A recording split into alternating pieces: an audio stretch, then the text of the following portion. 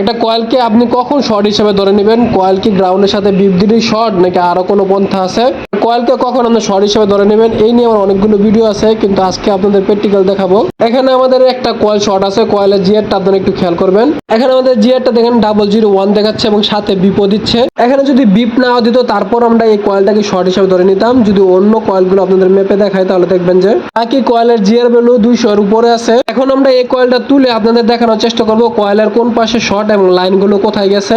এখানে আমরা কয়েলের এক পাশে শর্ট পাইছি এবং আরেক পাশে শর্ট পাই নাই। এই যে এখানে হলুদ যেটা দেখতেছেন এই পাশটা ঠিক আছে, আর যেটা মার্ক করা এটা ঠিক নাই। এখানে দেখেন দুটোটা সাইডে পাওয়ার আইসির সাথে সংযোগ আছে।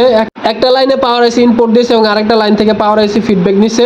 এখন যদি দেখে আমাদের যে শর্টকৃত লাইন, এই লাইনটা কোথায় গেছে তাহলে আপনারা দেখবেন এখানে কিছু ক্যাপাসিটার হয়ে দেন হচ্ছে গিয়ে আপনাদের যে সিপিইউ ইএমসি সব জায়গায় গেছে। এখন এই একটি লাইনের কারণে আপনাকে পাওয়ার আইসি সিপিইউ ইএমসি সবই চেক করতে হবে। আশা করছি ভিডিওটা আপনাদের ভালো লেগেছে। সবাইকে ধন্যবাদ। আসসালামু আলাইকুম।